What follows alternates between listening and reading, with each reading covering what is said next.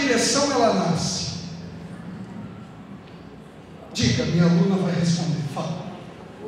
Ela vai procurar a luz e o ar. Se aqui tem janela, ela vai crescer para cá. Não tem planta burra que nasce em direção à parede. Põe ela aqui e ela nasce e cresce para cá. Ela vai crescer daquilo que ela precisa para viver. Se não tem planta burra, não tem aluno burro. Tem professor, desculpe, desse que chama aluno de burro. Mas não tem, porque a planta, cachorro, alguém aqui tem um cachorro pequenininho em casa? Tem que ser pequenininho. A minha amiga tem, como ele chama? Nescau. Ele é pequenininho. Vamos fazer uma experiência pedagógica, ou seja, é só para pensar, não é para fazer. Você vai chegar em casa, abre a porta, o Nescau corre, você abana o rabinho. Quando ele chega perto, chuta ele. Pedagogicamente, não é para fazer. No segundo dia, você chega, abre a porta, ele corre para você, abana o rabinho, você chuta ele. No terceiro dia, você abre a porta, como ele é pequenininho, ele corre e se esconde debaixo de uma árvore. Se for grande, ele avança. O que ele está fazendo? O que Piaget chama de inteligência. Inteligência é dar resposta ao meio. Ele está dando resposta. Cachorro dá resposta. A planta dá resposta. Mas algo nos diferencia. É a linguagem. Então, para ser gente, eu se convive, noção da capacidade de trabalho e de uma linguagem que permite nós nos comunicarmos. E pensando em linguagem, é bom pensar que essa proposta leva a uma filosofia interdisciplinar. Tem que trabalhar com as outras disciplinas. Não pode se isolar, porque pretende uma visão do todo. Cada disciplina é uma visão analítica da sua parte. A biologia está lá com a vida, a química com os processos, a filosofia vem, então ela tem que ser interdisciplinar. Se não for, tudo bem, ela não é, mas não é dentro dessa teoria. Tem que ter relações entre os professores, entre as disciplinas, entre o conhecimento, porque o conhecimento é um só. Aquela brincadeira, não é a aula de história, é da gavetinha de cá. A aula de geografia, fecha essa, abre essa. É uma coisa só. Né? É o conjunto das contradições da realidade concreta, diz o Marx. Só que a realidade cada vez está mais complexa. As contradições estão mais difíceis de serem vistas. Então, eu preciso perceber que Graciliano Ramos conta uma história interessante de Vidas Secas. Acho que a maioria já leu, para quem não leu, só para relembrar. Fala do retirante, aquele que se retira de um lugar sem água para buscar água, que para viver precisa de água. Marilena Chauri brinca, de filosofia não precisa, mas a água precisa. Então ele vai em busca de água, é o retirante. E lá vai ele, a mulher, os filhos e a cachorra chamada. E por que chama baleia? Porque com a nossa linguagem, diferente da linguagem dos outros seres, é uma linguagem simbólica, nós criamos sentidos e significados. E baleia é só o maior mamífero que vive na água. Isso é para mostrar que a cabeça do retirante está povoada de água. Água é a grande preocupação desse povo. Mais do que aprender a ler. Que depois ele encontra um soldado, e aí depois ele assina um contrato e não sabe ler, ele começa a perceber que se eu não sei ler, se eu não sei escrever, eu sou um perdido no mundo. Peguem ponto de ônibus, para quem pega ônibus.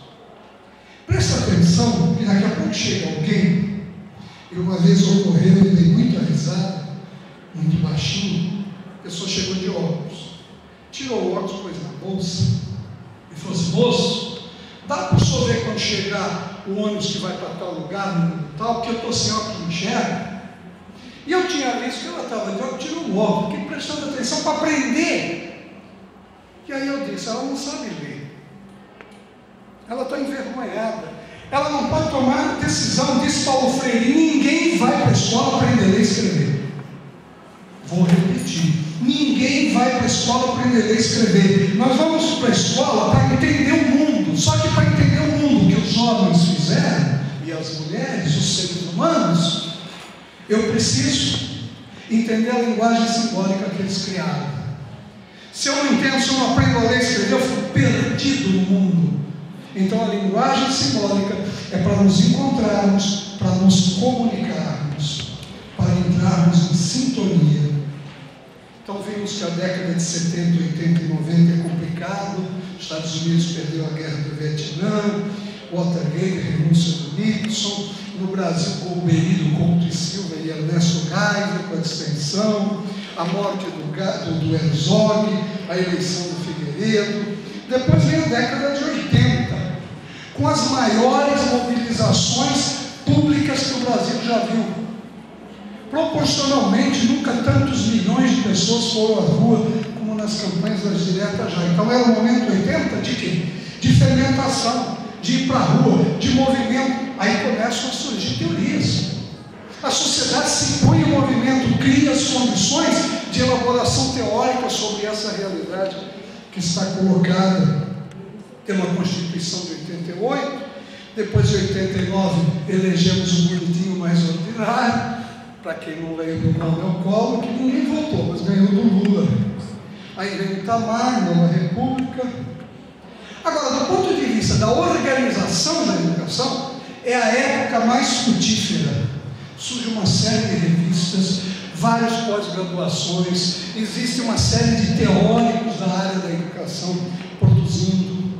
Organização sindical cresce entre nós, organizações nacionais, como a ANDE, os sindicatos. Portanto, é uma década em que nos mobilizamos para encontrar uma alternativa ao modelo que está aí. Aí é a época do Mikhail Gorbachev, com a Glasnost, também com a perestroika. É a época do colapso do euro soviético, o colapso desse grupo. É a década que vai surgir na cultura os pós-modernos. Deixa eu me dizer, que falou em pós-moderno, que é nem quando vem lá o vampiro sectário, o crucifixo, não, porque eles declaram incapacidade do homem compreender a realidade, consequentemente transformá-la. Aí todo mundo diz, pode ler mais, que agora o Marco já era. Né? Ninguém mais consegue transformar a realidade. Então podemos dar conta. É a década que surgem as contradições incríveis. Acaba a União Soviética e é criada a comunidade dos estados independentes. Gente, se é comunidade, como é independente? Olha as contradições incríveis que começam a surgir. A Europa começa a se unificar, a América Latina. E é aí que a gente tem que analisar, goste ou não, os governos passados. Não dá para analisar o governo passado com os olhos de hoje. Eu não estou os defendendo. Eu estou dizendo, põe no contexto histórico. Ou nós não vamos lembrar quanto era a inflação antes do FHC, não é que seja presidente, ministro da economia. Quem não lembra da inflação? Quem não lembra que o Brasil devia? E ninguém vem me dizer que devia tudo aquilo, porque o Fernando Henrique é uma besta, é um imbécil, chegou lá e disse, eu quero dever. Isso era uma dívida que se acumulava desde o Juscelino Kubitschek, gente. Aí agora ele, não, você é feio, você endividou, você vendeu, o debate é raso. O debate tem medo de esclarecer o povo. O debate tem medo de pôr o dedo na ferida dos reais problemas que a sociedade tem. O problema da segurança pública é seríssimo. Nenhum dos dois candidatos apresentou um projeto. Eu vou construir cadeirão, eu vou criar guarda nacional. Ficam os dois brincando, desculpem. Projeto de segurança tem que ser um conjunto de medidas organizados para de fato combater. E isso se combate também com escola, com saúde pública, com saneamento. Ou você já morou numa casa cujo saneamento, desculpe, vou falar em francês para não ficar agressivo, em que la merde passeia assim? Acha legal? Essa é a realidade da imensa maioria do povo do Norte, Centro-Oeste e Nordeste. Isso não quer dizer que Sul e Sudeste não tem esse problema, não, na menor proporção, mas tem. Isso quer dizer o quê? Que é complicado viver nessas condições e ir para a escola. E chegar na escola ter disposição para estudar. Aí chega lá, pega um professor que manda ler 5 diálogos de Platão em uma semana, o cara não quer mais estudar. Isso é louco. Não lê o Ives Delatario, que é um grande psicólogo lá da USP, que diz: a média da concentração do nosso aluno, estou falando do aluno do ensino médio, é 8 minutos. Dá para ele um texto, e eu faço contar, dá para ler em 8 minutos, ler, se não dá, lê metade. Depois de 8 minutos, canta, assobia, dá um oi, relaxa. Ou pensa que foi a Globo que inventou isso. A Globo, sabendo disso, criou o Plim-Plim.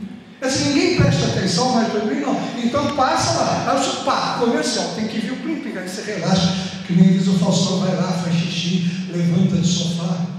Quer dizer, ela aproveita, a burguesia sabe aproveitar o conhecimento que se tem da realidade em favor dela. Essa teoria defende que nós aproveitemos o nosso conhecimento em favor da maioria do povo brasileiro, para que ele possa fazer essa caminhada. E aí, obrigatoriamente, eu tenho que saber o que ele sabe, para que ele possa fazer e eu ajudá-lo. Ajuda ajustada, diz Vygotsky. Ajuda ajustada significa que a cada um que eu ajudo é de um jeito diferente do outro. Cada escola que eu trabalho, cada estado que eu vivo. Então eu tenho que ajustar as circunstâncias. Vygotsky também era materialista, histórico dialético. Mas é fundamental, esse rótulo. E se alguém pergunta, está lendo Vygotsky? Ele era um bobo aí, escrevendo, né? Não precisa dizer que ele era materialista histórico dialético. O humano, filho da natureza, da filha, adquire a posição ereta, depois que ele se tornou gente, torna capaz de controlar o território, de olhar longe. E aí vem a história do homem. O mundo da cultura é um mundo de decisões. Precisamos optar. Por onde vamos? O que vamos fazer com a natureza? Com a mata, com a escola, com a universidade pública. O horizonte da vida humana é histórico. Não dá para pensar o ser humano fora da história, fora das suas circunstâncias. O homem, o que o homem foi, é componente essencial do que ele é. Vamos pegar a música de novo. Nada do que foi será. Aquilo que foi um dia não é mais, se modificou, porque a vida vai e vem como grandes ondas no mar, vai e vem. Esse é o movimento da vida, é o movimento da dialética. Mas o eu só existe nas circunstâncias e por elas. Elas me fazem, elas me garantem viver. Embora eu tenha a capacidade, eu ser humano, de influir nas circunstâncias. Eu posso ser gay, posso ser preto, posso ser pobre. Isso não quer dizer que eu estou determinado. O ser humano não é determinado. O ser humano é circunstancializado. E ele tem que mudar a circunstância para mudar a si mesmo. E se você tem um projeto de política que não muda a circunstância, você não muda. Você alimenta. E Marx dizia: ninguém faz poesia sentindo fome. Depois Bertolt Brecht, um poeta alemão maravilhoso, também ligado ao materialismo, ele vai dizer: como é que dá para sonhar com a barriga roncando? Então é verdade que precisava, parabéns a quem fez, dar comida ao povo. Parabéns, precisava fazer, porque ele com fome não pensa, ele com fome sequer pensa no outro. Mas isso tem que ser um projeto que ao final dele, é o que defendia o Frei Beto e é o que fez deixar de ser o principal assessor do Lula. Eu preciso criar as condições para que agora ele exista. Eu preciso ir lá na região deles e dizer assim: não tem emprego aqui? Não, então eu vou dar bolsa. Vocês vão comer. Não é errado. Mas eu vou criar as condições nessa região de que ela se desenvolva, cria as condições materiais de criar emprego, e agora tu te sustentas. Me lembra Gonzaguinha. Eu entremeio muita música, porque quem trabalha com jovem tem que entremear a música. Um homem também chora.